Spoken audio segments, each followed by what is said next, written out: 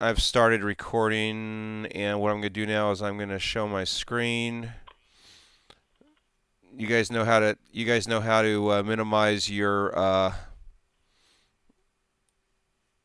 GoToMeeting thing, so you should be able to see my whole screen now. I've already fired up the eMedsys, the PM side before I actually get in the demo, and I actually waited for this. I usually mention to you that I fire up the EHR side first too, so the practice doesn't have to see me logging in with a separate login. So I just will fire that up and minimize that so I can go right to it once the demo starts. So that's what I'm doing now. And as you probably know, the other reason for it is because just to fire it up on your own laptop takes a minute or so. So you don't really want the prospect to see you doing this unless he asks.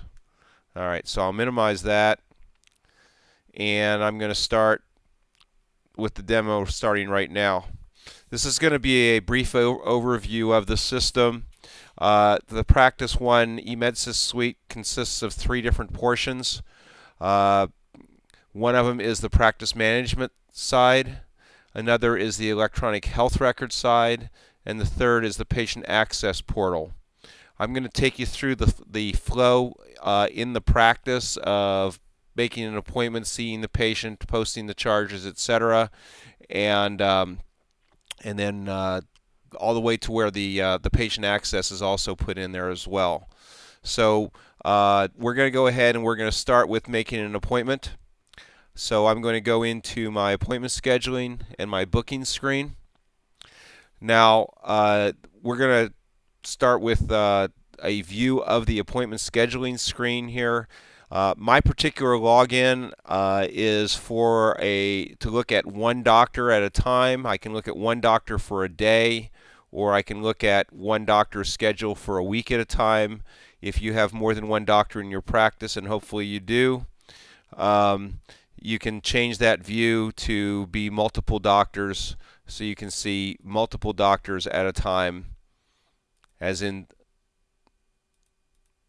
this view here. Okay, so I'm actually going to go to the time I have appointments, which is the 21st. So you might want to look at this view.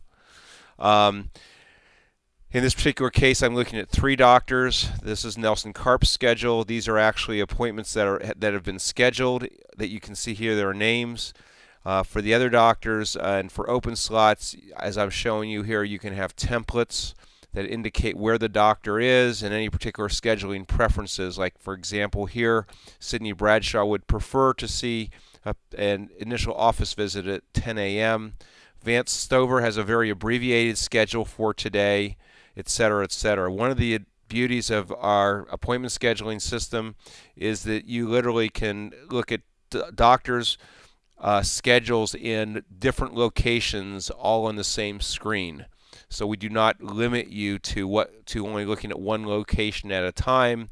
And as a matter of fact, you can even have a template where a doctor is in one office at one time in the morning and another office in the afternoon. That being said, I'm going to go ahead and I'm going to schedule a patient. I'm going to say that patient's name is Smith. I'm going to type in Smith, and I'm going to do a search. Now, I can either do a search by clicking this button with my mouse, or I also want to note to you that the system has a very robust interface in that you do not have to be tied down to the mouse. In this case, if I want to just not use the mouse and type Alt and an S because the S is underlined, that's the same thing. So we call this actually a speed key. Alt and whatever letter is underlined on your button will automatically do that. So an Alt D would be detail, Alt T options, Alt C clear, Alt L cancel, etc. So I'm just going to do an Alt S, and that's the same thing as a search. Because I had only typed in Smith, it brought up all of my Smiths. If I typed in Smith and a C, it would have brought up all patients whose names start with C. So you can do what we call a partial search by name. You can also bring up patients by account number, birth date, social security number, phone number or policy number. You can also do what's called a phonetic name search. So if you take an instance where I can't spell the name properly, let's say I type in SMYTH, which the sounds like, it'll still find all patients that sound like what I typed in. I'm going to schedule an appointment for Candace Smith here, this particular one. So I'm just going to double click and it's going to bring her up. This is an example in the demonstration that shows that you can have alert notes for a patient. These alert notes, these alerts, the types of alerts can be created by you. So you can have your own alert note types, and you can also determine in the system which screens, which alerts appear. In this particular screen, we want to have our general alert note and any alerts we have in there regarding to their phone number. So this is just an example of alert notes. It shows the note type, the text of what the note is, and then the date that it was put in and who put that in. This next instance here is in my demonstration is showing you the first interaction of our collections module. We have a very robust collection system. If there is a tickler regarding a patient collections, in other words, a tickler in our collections module regarding this patient, we will automatically get a collections alert window here notifying us that there is some sort of a problem with this patient regarding collections. This is an automatic note that pops up just from the fact that there's a tickler in our collections module. This is what we call the patient appointment information screen. Up here is their, I would call their demographic or static information. This is where the scheduler would say, Candace, are you still living at 98272 North Main Street, apartment 892, etc.? Are you still at this phone number, etc., etc.? Is this your balance? This is your balance, the aging of it. This is your insurance coverage. And by the way, down here we have their appointment history, future appointments and previous appointments. If I do need to change something as far as the patient's demographic information, I can just very easily flip open my registration screen, drag the patient from one screen to another by using the period key. I could go ahead and make any of these changes, and then once I make the changes, once I exit, it will take me right back to the screen that I had left from. You in fact can have multiple screens running on your system all at once, and you can just flip back and forth, and you can go back. If you go back to a screen that you left, it will take you exactly back to where you had left that screen. You'll also notice on the system we have something called eChart, and this little eChart button is in yellow with an asterisk. The eChart is a way to scan documents and attach to the accounts. Now this is not our electronic health records. You don't need to have our electronic health records package in order to run eChart, and eChart is more for financial information like insurance cards, waivers, authorizations, that type of thing.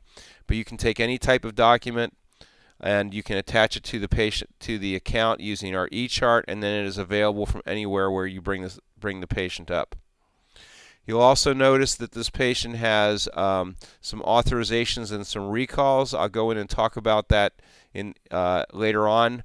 But if the system does have the ability to store authorizations for these patients, so if you're a specialist, your authorizations would be referrals in. If you're primary care, your authorizations would be referrals out. Ours is one of the few systems that can handle either or both referrals in and referrals out. The authorizations cover obviously what's being authorized as far as the date and where it comes from, as well as what is being covered in the authorization. Is it specific procedures or a certain number of visits, etc. So now what I'm going to do is I'm going to actually schedule an appointment for this patient. As I mentioned earlier, I'm sorry, is there a question? No questions? Can you all hear me okay? Yes, sound good. Okay. As I mentioned, there's multiple ways of looking at the schedule. I showed you one day at a time. I showed you one doctor at a time. I'm showing you multiple doctors. We can also schedule through what we call next available. Maybe we want to schedule an appointment for this doctor. Maybe we want to look for a particular visit type. I'll just say an initial office visit. And maybe we can only come in on Mondays, Wednesdays, or Fridays. You might even have a time range. You can do a search and have the system come back with what